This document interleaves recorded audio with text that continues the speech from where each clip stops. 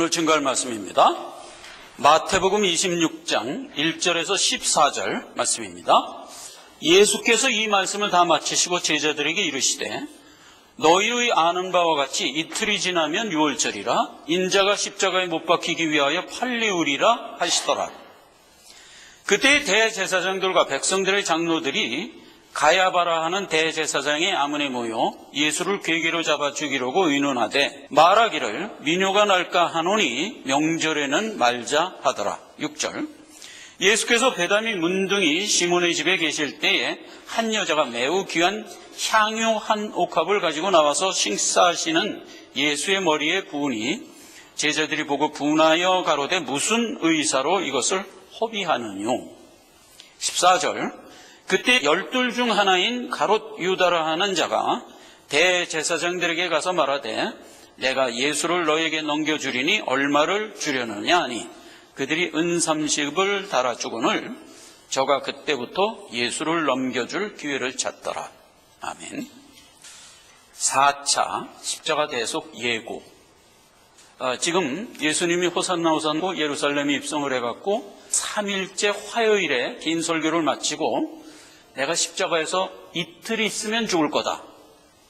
이렇게 예고를 하는 장면입니다. 그래서 이제 본문 말씀에 보면 그 예고를 1, 2절에 했어요. 이틀이 지나면 유월절이라 인자가 십자가에 못 박히기 위하여 팔리리라. 한편 예수를 십자가에 못 박을 그 대제사장 무리들은 아문에 모여서 예수를 잡아 죽일 궤계를 결의했는데 어떻게 결의를 했냐 하면 민요가 날까 하노니 유월절에는 죽이지 말자 이렇게 결의를 했어요. 근데 예수님은 요전에 뭐라고 예고를 했어요? 나는 유월절에 죽을 것이다 이렇게 얘기를 했어요. 그런데 대제사장들과 서기관들은 유월절에는 죽이지 말자 이렇게 결의를 했어요. 자, 그렇게 된 상태에서 6, 7, 8절에 마리아가 나와서 예수님께 도유하는 사건으로 이어지고 그리고 14절 이하에는 예수를 팔 유다가 예수를 팔기 위하여 대제사장에게 가서 얘기하니까 대제사장이 은 30을 주겠다 그랬어요.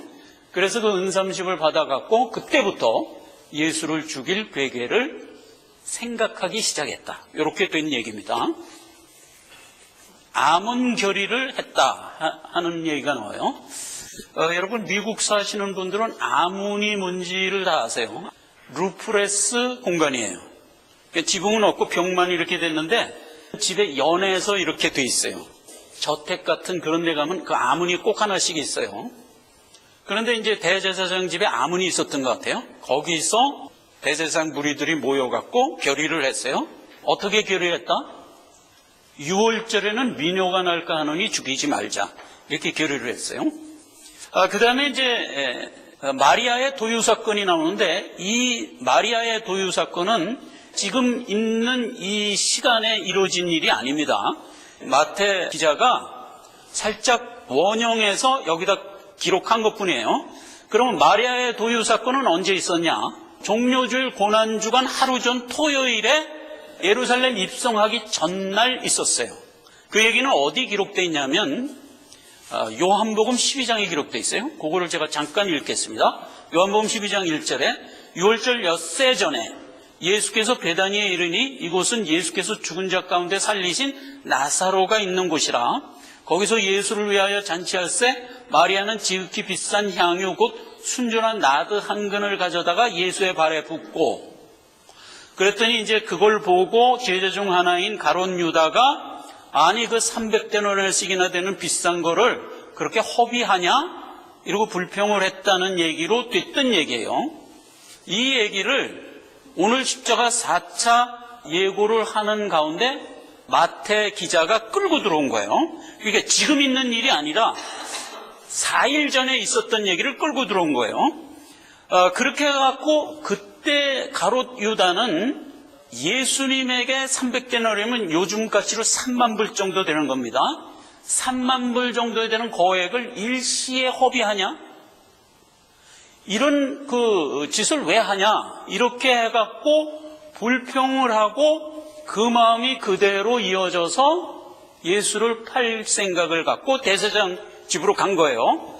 그때 대제사장이 기뻐하면서 은 30을 달아줬거든요. 그걸 받아갖고 나와서 그때부터 예수를 잡아 죽일 괴계를 모의한 겁니다.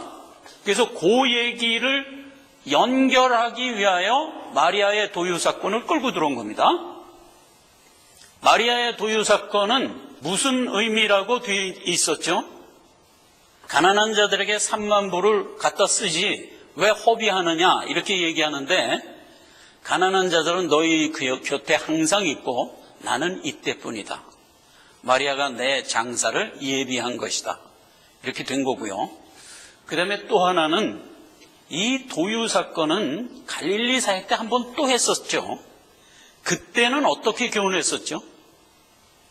저가 내게 비싼 향유 옥합을 깨트려서 서브하는 것은 사랑을 받았기 때문이다. 이렇게 해석을 했었죠, 그때는.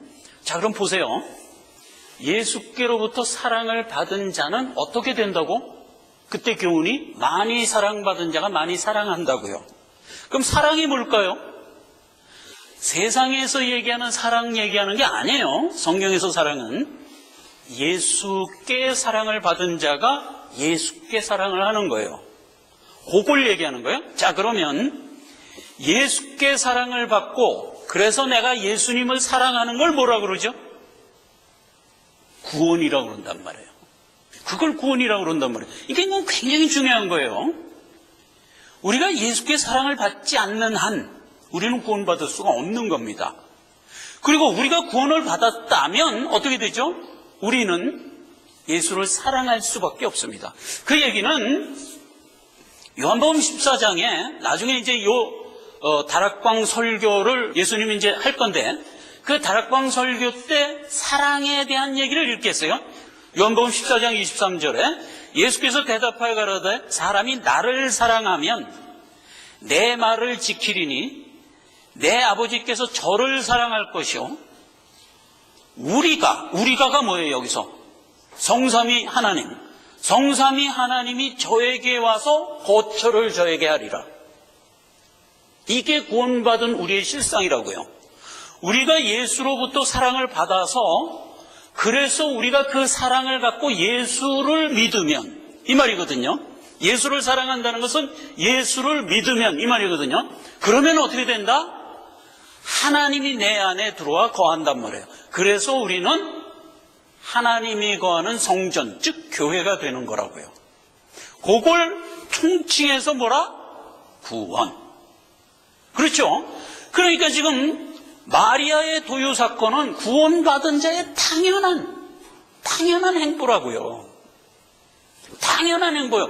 근데 그 당연한 행보를 컴플레인 하는 자가 누구요? 그게 불신자란 말이에요. 그렇죠? 그러니까 유다가 그걸 컴플레인 한 거예요. 왜 예수를 섬기냐 이거야, 왜? 이게 말이 안 되죠, 그죠?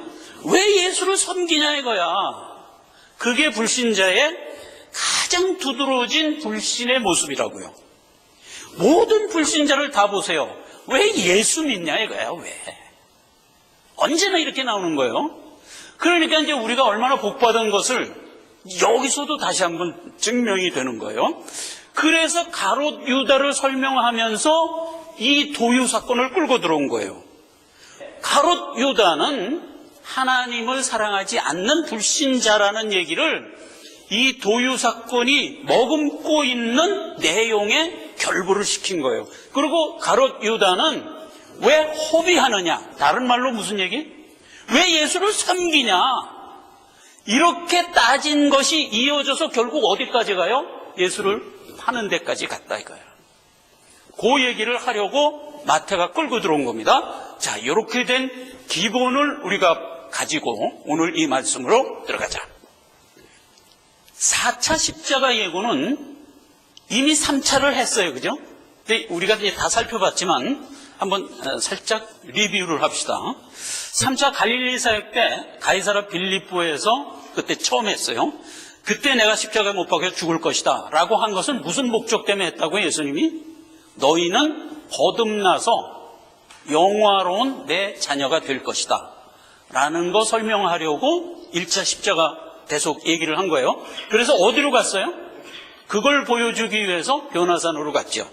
그래서 이제 변화산에서 영광스러운 모습을 보여줬고, 2차는 언제냐? 이때도 3차 갈릴리 사역 때 했는데, 그때는 이제 성전세 받는, 안색의 성전세 받는 사람들 앞에서 그 얘기를 했어요. 그래서 예수 그리스도는 나의 속전이 되신 구세주다. 요거 알려주려고.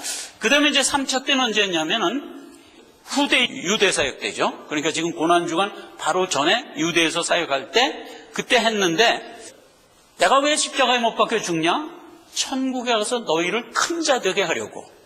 그래서 이제 그때 준 교훈이 나를 따르려거든 내 잔을 마시며 따라와라. 이렇게 얘기했던 거예요.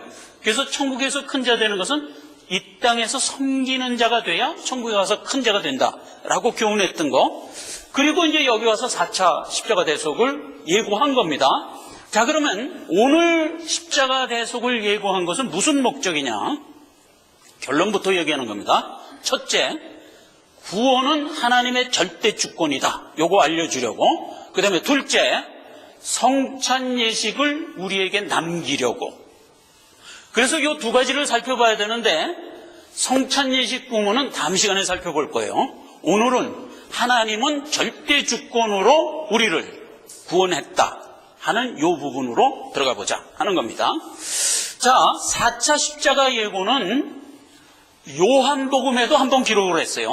요한복음 12장 23절. 예수께서 인자의 영광을 얻을 때가 왔도다. 요게 4차로 내가 십자가에 못 박혀 죽을 거다 하는 얘기예요. 영광을 얻을 때가 왔다 하는 얘기는 내가 십자가를 질 때가 왔다 요 얘기예요. 그 다음으로 이어지죠. 한 알의 밀알이 땅에 떨어져 죽지 않으면 한 알 그대로 있고 죽어야 많은 열매를 맺느니라. 이렇게 하면서 자기가 십자가에 죽을 거를 그런 식으로 예고를 했던 거예요.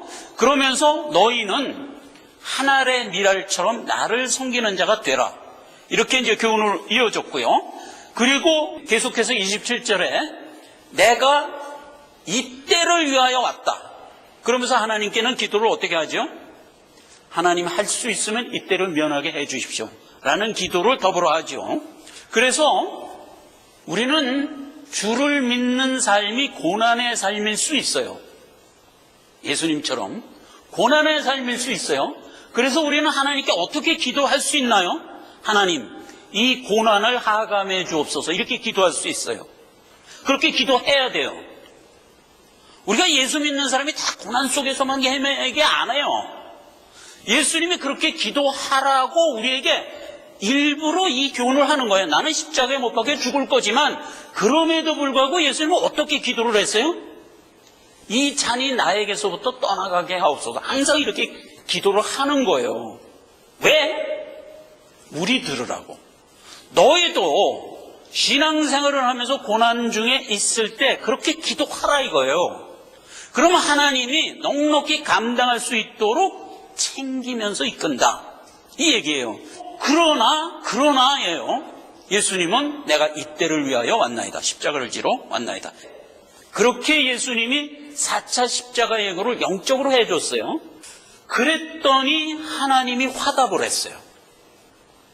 하나님이 그래, 내가 영광을 얻었고 또 영광을 얻으리라. 이렇게 화답을 했어요. 여기서 영광이라는 말을 우리가 좀 정돈하고 들어가야 돼요. 예수님이 내가 영광을 얻을 때가 되었다 하는 얘기는 무슨 얘기라? 내가 십자가를 질 때가 되었다 하는 얘기예요. 그러면 예수님이 십자가에서 죽는 거를 예수님이 뭐라고 얘기해요? 나의 영광이다. 그런데 하나님이 거기 화답을 어떻게 했어요? 내가 영광을 얻었고 너도 얻으리라. 그러면 성경에서 영광을 기록한 사례를 우리가 들어가 보면 영광이 무슨 뜻인 줄 알아요? 우리는 하나님께 영광, 우리가 찬양하죠? glory, 영광. 그러면 주로 어떻게 우리가 타고 와요? 나의 좋은 신행을 통하여 하나님이 기뻐하시는 모습. 그걸 주로 영광이라고 그래요. 맞는 얘기예요. 우리의 올바른 신앙생활을 통하여 하나님이 기뻐하시는 모습, 이게 영광이에요. 그런데 그거는 영광의 반측면만 생각하는 거예요. 하나님이 자기 뜻이 이루어져서 기뻐하시는 모습, 이게 영광이에요.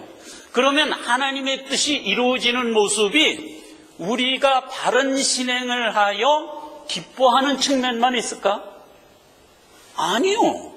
세상에 어그러진 것, 죄된 것, 버려야 될 것, 잘라야 될 것, 이런 것들이 잘라지는 모습도 하나님의 뜻이라고요. 그러니까 하나님의 뜻, 영광은 이런 모습 속에서도 영광을 받았다라는 말을 많이 쓰세요. 그러니까 구약을 보면 홍해 건너는 사건 때도 그 얘기를 했어요. 어떻게 했냐?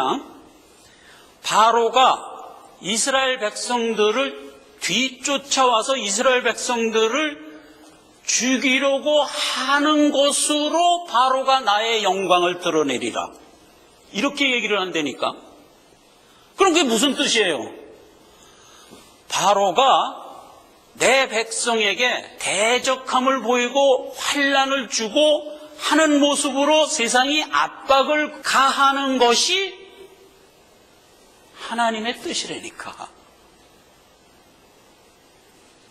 성도가 죄된 세상에서 환난 가운데 살 수밖에 없도록 설정하셨잖아요.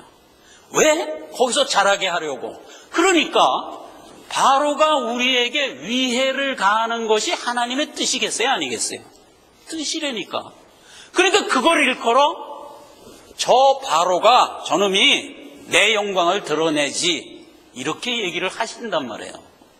그러니까 하나님께 영광이라는 말은 하나님의 뜻이 이루어진다는 의미로 포괄적으로 받아야 되는데 두 측면이 있죠. 하나는 우리의 바른 신행을 통하여 하나님이 기뻐하는 것, 세상의 죄들이 멸망되고 죄가 죄스럽게 드러나는 것을 통하여 내 백성의 믿음이 더 강건해지는 것을 보면서 저 바로가 내게 영광을 나타나는구나, 이렇게 얘기한단 말이에요. 그래서 우리가 영광을 바르게 이해해야 돼요. 그래서 예수님도 여기서 그 얘기해요. 내가 지금 사단의 손에 십자가에 못 박혀 죽는 것을 예수님은 뭐라 그래요? 내가 영광 받았다 이거예요. 하나님도 거기 화답을 하죠. 나도 영광을 받았다, 이렇게 되는 거예요. 그래서 이제 이 영광이라는 말을 우리가 두 측면에서 다 이해를 해야 돼요. 그리고 하나님이 화답을 하니까 사람들이 어떻게 얘기를 했냐? 두 측면이 나와요. 우레가 들렸다고도 하고, 또 어떤 사람은 알아듣고 천사가 말했다, 이렇게 얘기하는 두 측면이 나왔어요. 어쨌거나 그 소리 끝에 예수님이 얘기합니다. 하늘에서 이 소리가 들린 것은 너희를 위함이라. 너희를 위함이라. 이제 세상의 심판이 이르렀으니 세상 임금이 쫓겨가리라. 자, 그러면 보세요. 예수님이 영광 받아, 그러니까 십자가에 못 박혀 죽음으로써 어떤 일이 생긴다? 심판이 이르렀으니 세상의 임금이 쫓겨가리라예요. 예수가 십자가에 못 박혀 죽으면 두 가지 현상이 생기는 거예요. 하나는 우리가 구원을 받아요. 또 하나는 마귀가 심판을 받아 마귀가 결박돼요. 이 두 측면이 모아져서 역사된다 하는 거란 말이에요. 자, 그래서 오늘 4차 십자가 대속의 예고는 예수 그리스도가 십자가에 못 박혀 죽는 것으로 구원의 대속이 이루어졌는데, 그 구원의 대속은 하나님의 절대 주권으로 지금 진행되고 있는 것이다. 그러니까 예수님이 내가 영광을 얻었다, 그 다음에 하나님도 나도 영광을 얻었다, 하나님 뜻이에요. 그런데 현실을 보세요. 아주 오래전서부터 언약이 돼 있죠. 나는 6월절에 죽을 것이다. 그 언약을 계속했어요. 그래갖고 십자가 대속 예고를 신약에 들어와서도 지금 4번째 하고 있는 거예요. 내가 십자가에 못 박혀 죽을 거야, 내가 십자가에 못 박혀 죽을 거야, 4번을 했고, 그것은 구약에서도 여러 번 했어요. 내가 6월절에 죽을 것이다. 그렇게 했는데 실제로 예수님은 누구 손에 의하여 죽는다고 되어 있어요? 예수님이 하신 말씀이에요. 대제사장들과 바리새인들의 손에 의하여 내가 죽을 것이다, 이랬잖아요. 그런데 실제로 그 대제사장들과 바리새인은 아문에서 어떤 결정을 했어요? 6월절에는 안 죽이겠다 이 결정을 한 거야. 왜 안 죽이냐? 6월절에는 이스라엘 백성들이 많이 모이는 날이거든요. 많은 백성들이 예수를 메시아로 알고 있는 사람들이 너무 많은 거야. 그런데 그때 사람 많이 모인 데서 예수를 잡아 죽이면 민요가 날지도 모르겠다. 그러니까 6월절에는 죽이지 말자. 이렇게 결의를 했던 거예요. 그런데 예수님은 나는 6월절에 죽겠다 그랬어요. 근데 결국은 어떻게 됐어요? 예수님은 6월절에 죽으셨어요. 그러면 예수님이 십자가에 못 박혀 죽으신 것은 세상 결정하여 죽은 게 아니라는 게 여기서 증명이 되죠. 그렇죠? 세상은 6월절이 아닌 날 죽이기로 했어요. 그런데 예수님은 6월절에 죽고야 마셨어요. 언약대로. 그런데 그 일을 어떻게 역사하셨다? 가롯 유다를 통해서 역사하여 아몬 결의를 무산시키고 예수님이 결국 십자가에 못 박혀 그날 죽으시는 것으로 되었다. 그래서 구원은 하나님의 절대 주권이다 하는 게 이제 여기서 드러나는 겁니다. 고린도전서 2장 7, 8절입니다. 오직 비밀한 가운데 있는 하나님의 지혜를 말하는 것이니 곧 감추었던 것인데 하나님이 우리 영광을 위하여 만세전에 미리 정한 것이라 이 지혜는 이 세대 관원이 하나도 알지 못하였나니 만일 알았다면 영광의 주를 십자가에 못 박지 아니하였으리라. 세상은 예수 그리스도의 죽는 날을 전혀 알지도 못했고 예수 그리스도가 십자가에 못 박혀 죽음으로써 사단에게 심판이 가해지고 세상 임금이 결박되고 우리가 구원 얻을 거라는 얘기는 꿈에도 생각을 못하고 있는 거예요. 꿈에도. 그 얘기를 여기 이렇게 하고 있는 겁니다.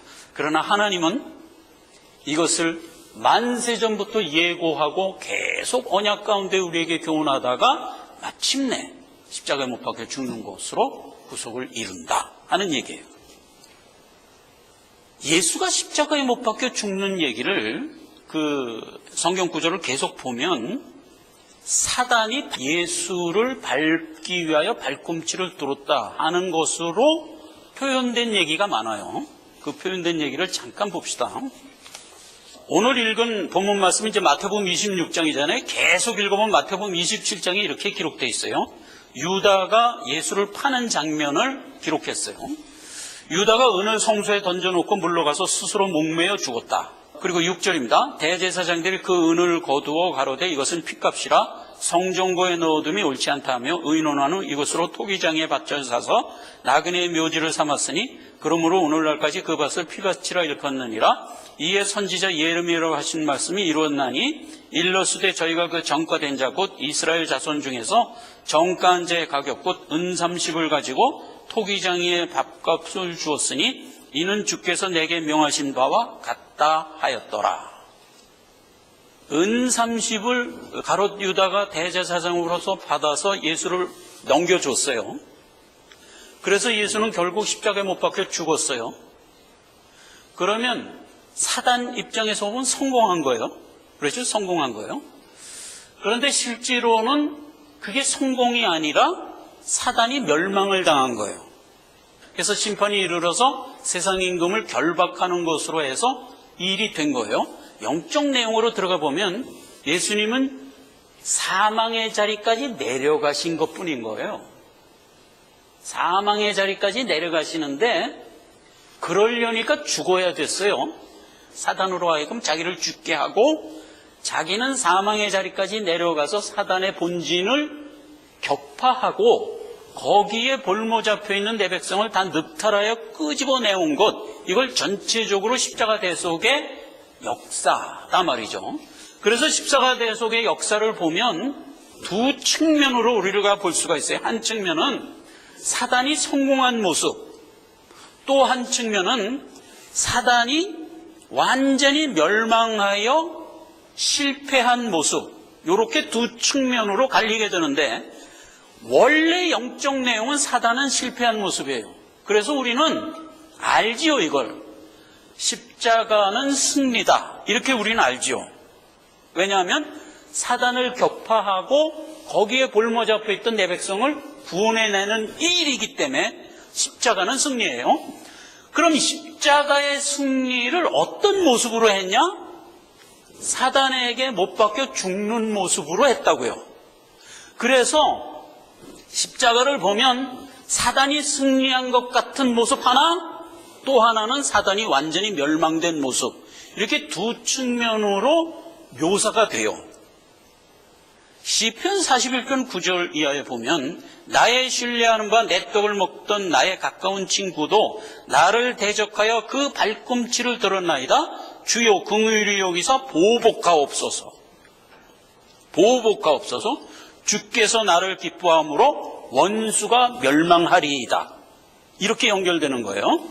발꿈치를 분명히 들었는데 오히려 그가 멸망되고 내가 살아난다 하는 것으로 시편 41편은 다윗이 신앙 고백을 하는 겁니다.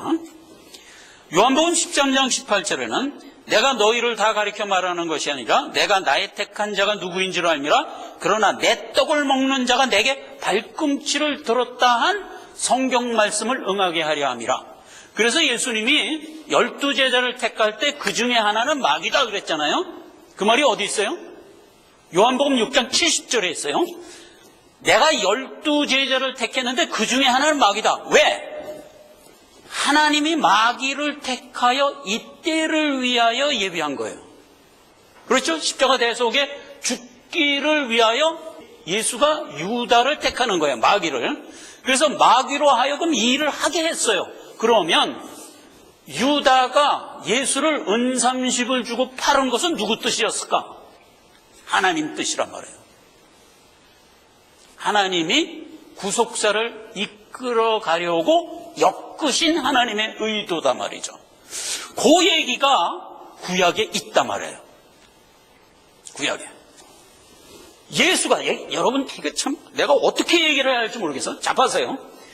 유다가 예수를 잡아 죽이는 장면, 예수를 잡아 죽이는 장면을 연극에서 이렇게 무대에 띄워놓으면 사람들이 일단 어떻게 생각하냐면 억울하지. 왜 선한 예수가 죽어야 되느냐라고 억울하는데 전체적인 것을 아는 우리가 볼 때는 그게 승리를 위한 십자가 행진이지 이렇게 보는 거예요. 우리는.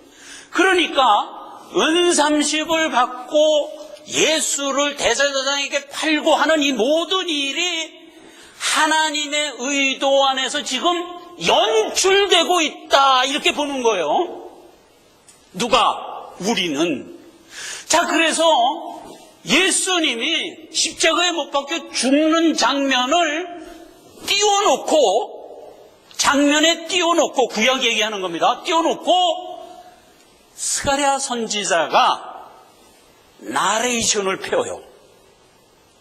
그러니까 완전히 객관적인 입장에서 이 일은 하나님이 지금 섭리하여 이끄는 거야 하고 나레이션을 쫙 펴요. 그래서 은삼십에 파는 얘기가 처절하게 안 기록돼 있어. 전체를 알고 쓰니까 처절하게 안 기록돼 있어. 싹 스무스하게 기록돼 있어요. 그걸 보자 말이에요. 이렇게 돼 있어요. 스가랴서 11장입니다. 자, 얼마나 처절하게 안 기록돼 있는가를 나레이션을 펴놓은 입장에서 한번 읽어보세요. 공감이 가요. 봐요. 7절. 내가 잡힐 양떼를 먹이니 참으로 가련한 양이라. 내가 이에 막대기 둘을 취하여 하나는 은총이라 하며 하나는 연락이라 하고 양떼를 먹일세. 이에 은총이라 하는 막대기를 취하여 잘랐으니 이는 모든 백성과 세운 언약을 폐하려 하였습니다. 이거 율법 폐한다는 얘기를 이렇게 한 거예요. 11절. 당일에 곧 폐함에, 율법을 폐함에 내게 청종하던 가련한 양들은 이것이 여호와의 말씀인 줄을 알더라. 우리가 아는 겁니다. 12절. 내가 그들에게 이르되 너희가 좋게 여기거든 내 고가를 내게 주고 그렇지 아니하거든 말라. 그들이 곧 은삼십을 달아서 내 고가를 삼은지라. 13절. 여호와께서 내게 이르시되 그들이 나를 헤아린 바 그 준가를 토기장에게 던지라 하시기로 내가 그 은삼십을 여호와의 전에서 토기장에게 던지고. 나레이션입니다 지금 이게. 16절. 결론을 어떻게 내리냐. 보라 내가 한 목자를 이 땅에 일으키리니 모든 살찐 자의 고기를 먹으며 또 그 굽을 찢으리라. 내게 들었던 발뒤꿈치를 찢으리라. 이렇게 연결되는 겁니다. 자, 그러면 스가랴서에서 하는 얘기, 은 30을 여호와의 전에서 토기장에게 던져라는 얘기를 무지하게 객관적으로 했어요. 그랬더니 스가랴가 알았습니다. 그리고 은 30을 툭 잡아서 토기장의 밭에 툭 던졌어요. 성경에서 토기장이 누구? 하나님. 촉촉 알아두셔야 돼, 이제. 토기장 하나님. 그러니까 성전에서 은 30을 들어서 하나님께 던지라. 그랬더니 스가랴가 네 알았습니다 하고 툭 집어서 던졌더라 하는 얘기를 기록하고 있어요. 근데 실제로 이 장면은 누가 한 일이죠? 마귀가 한 일이잖아요. 마귀가 한 일이잖아요. 그런데 스가랴는 어떻게 얘기하고 있어요? 이 모든 일은 여호와의 뜻이니라. 이렇게 깔잖아요.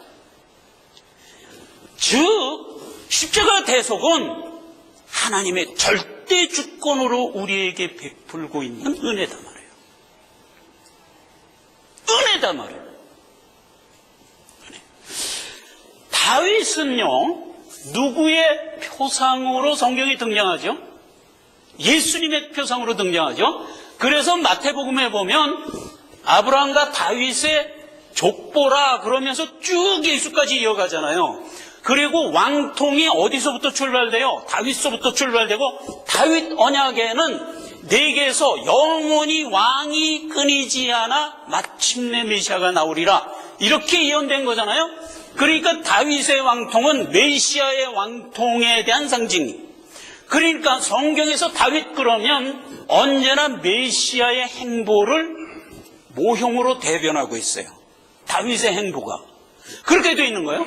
그런데 다윗이 예수님이 유다로부터 발뒤꿈치를 들어서 십자가에서 못 박혀 죽는 것 같은 일을 다윗은 자기가 왕 노릇을 하는 가운데 많이 겪어요. 그게 모두 뭐에 대한 모형이에요? 예수님 십자가에 못 박혀 죽을 때 모형이에요. 그러니까 보세요. 다윗이 시편에서 주장한 얘기들을 전부 종합해 보세요. 저들이 내 옷을 나누나이다. 이게 뭐예요? 예수님 십자가에 못 박혔을 때 홍포를 군병들이 나눌 때 그 얘기를 그렇게 표현했던 거고, 저들이 내게 초로 마시웠으며 이렇게 얘기하잖아요. 그때도 십자가에서 예수님이 신포도주를 주니까 맛보고 됐다 이렇게 얘기했던 거, 이런 얘기들이 전부 다윗의 삶 속에서 퉁퉁 나오는 어떤 고백들로 연결이 되잖아요.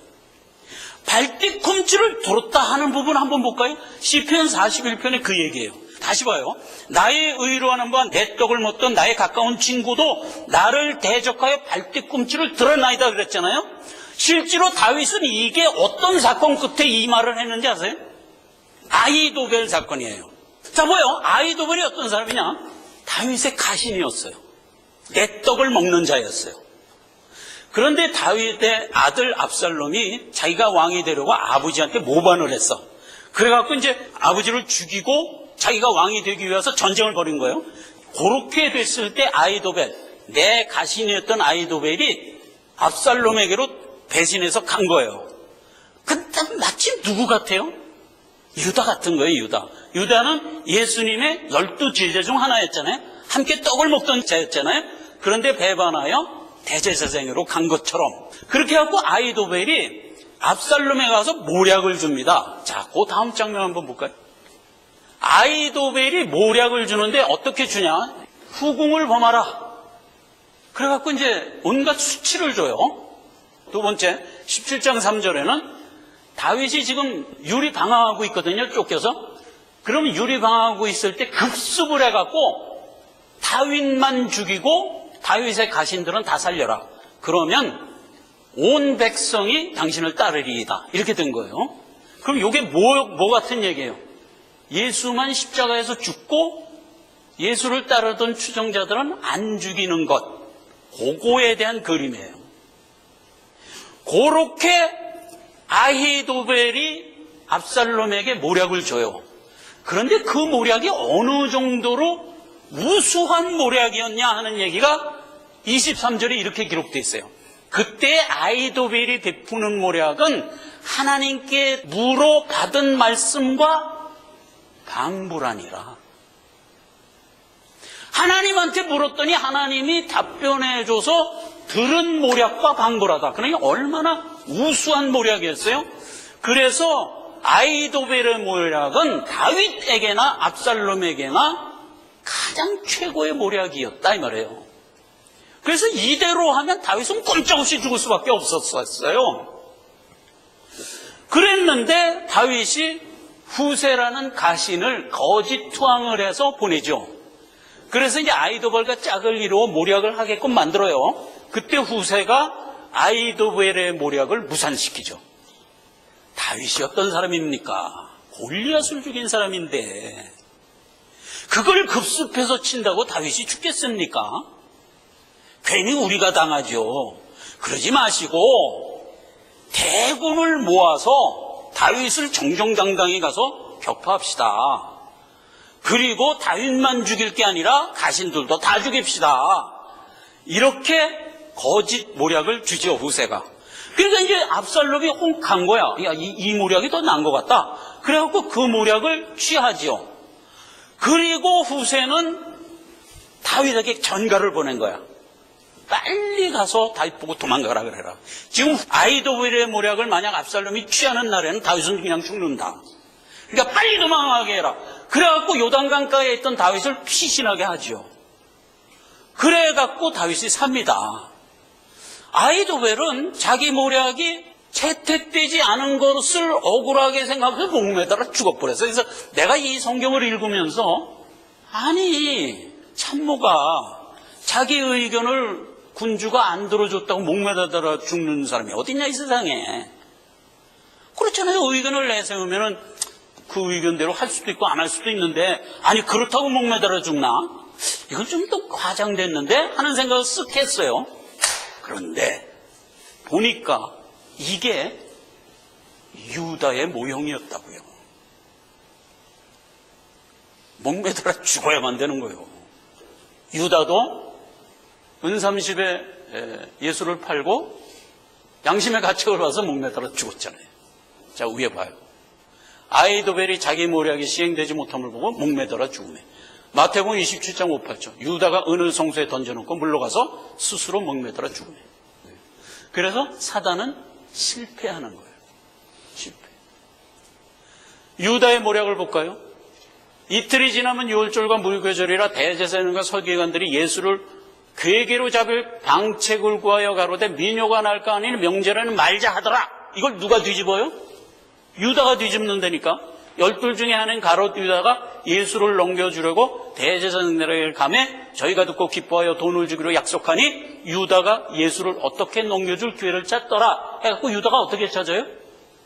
게세마네 동산에 기도한 예수를 가서 알려줘서 유월절 전에 잡히게 하고 결국 유월 전에 잡혀 죽도록 만들고야 말잖아요. 십자가 대속의 영적 실상은 사단은 실패, 하나님은 승리예요. 그러나 모양은 어떤 모양? 예수님이 실패하여 십자가에서 죽는 모양. 그런데 다윗에게 모형으로 주었던 모양은 어떤 모양으로 그렸어요? 승리하는 모양을 그렸지. 승리하는 모양을 그렸지. 원래 현실은 어떻게 돼 있어요? 아히도벨의 모략을 압살롬이 그대로 받아서 다윗을 급습하여 다윗만 죽이고 다윗의 가신들은 다 살리는 것으로 이렇게 돼야 될 사건이었잖아요, 이게 지금. 그런데 그렇게 안 되고 십자가 승리가 부각됐어요. 그러나 현실은 뭐예요? 예수는 결국 아히도벨의 모략대로 죽죠. 그래서 다윗만 죽이고 가시는 다 살려라 하는 그대로 되죠. 그래서 예수만 죽고 예수의 모든 제자들은 다 머리털 하나도 상치 않고 살아나는 것으로 현실은 되죠. 그러나 이 모든 얘기는 예수 그리스도의 승리에 숨겨진 모습이잖아요. 그러니까 모형에서는 아히도벨의 모략을 승리로 부각하여 다윗이 안 죽는 거로 그렸지만 실제로 예수는 죽는단 말이에요. 그리고 승리한단 말이에요. 이 전체적인 그림을 어떻게 우리가 받아야 돼요? 구원은 하나님의 절대 주권이다. 구원은 하나님의 절대 주권이다. 이 말이에요. 결론입니다. 예수님은 십자가 대속으로 죽으심으로 사단을 결박하고 우리를 구원했어요. 자, 그 얘기는 스가랴서 때도 그렇게 얘기했고, 마태복음 27장 때도 그렇게 얘기했고, 요한복음 12장 때도 그렇게 얘기했어요. 심판이 이르리니 세상의 이름이 쫓겨가리라. 언제나 그렇게 결론이 되는 거예요. 그래서 예수님은 승리했어요. 그 승리의 결과로 우리가 생명 갖고 살아났어요. 그래서 우리는 예수님의 군병이 됐어요. 그래서 우리에게 예수님이 부활 승천하기 직전에 감람산에서 제자들에게 마지막 부탁을 이렇게 합니다. 마태복음 16장 28절. 믿는 자는 이런 표적이 따르리니 곧 저희가 내 이름으로 귀신을 쫓아내며 새 방언을 말하며 뱀을 집으며 무슨 독을 마실지라도 해를 받지 아니하며 병든 자에게 손을 얹은 즉 나으리라. 여러분, 우리는 이 능력을 가진 자예요. 뱀을 집으며가 뭐예요? 사단의 굽을 찢으며요. 사단은 이제 우리를 어쩌지 못하는 존재가 됐어요. 결박이 되었기 때문에. 우리는 오히려 사단을 짚는 자가 됐어요. 사단을 짚는 자가 됐어요. 그걸 여기 뱀을 집으며 이랬어요. 실제로 사도 바울은 멜리데 섬에서 실제로 독사를 짚죠. 그걸 모형해 보여주죠. 그런데 여러분 생각해 보세요. 그러니까 우리도 지금 뱀을 막 집어라 이렇게 받을 얘기예요? 아니, 그건 모형이고 우리는 사단을 넉넉히 짚는 자들이라고요. 그렇게 하고 새 방언을 말하며 주님이 주신 말씀을 선포하며 사는 자로 불렀다고요. 자, 그래서 보세요. 이스라엘, 야곱, 이게 다 우리를 지칭하는 말이잖아요. 야곱이 무슨 뜻인지 아세요, 여러분? 창세기 25장 26절. 후에 나온 아우는 손으로 에서의 발꿈치를 잡았으므로 그 이름을 야곱이라 하더라. 오늘날 우리는 나를 향하여 발뒤꿈치를 든 자의 발뒤꿈치를 잡는 자라 말해요. 이렇게 우리에게 덧입혀진 능력, 십자가 승리, 하나님의 절대 주권. 기도하겠습니다. 하나님 아버지 은혜를 감사드립니다. 4차 십자가 대속을 예고하면서 귀한 은혜의 비밀을 알려주셨습니다. 십자가의 승리에 군병이 되어 능력을 갖고 이 땅을 힘차게 살아가는 자로 세웠습니다. 하나님 은혜를 감사합니다. 우리가 이와 같은 능력으로 더욱 복되게 우리에게 허락된 성화의 삶을 살아가게 하옵소서. 예수님의 이름으로 기도했습니다. 아멘.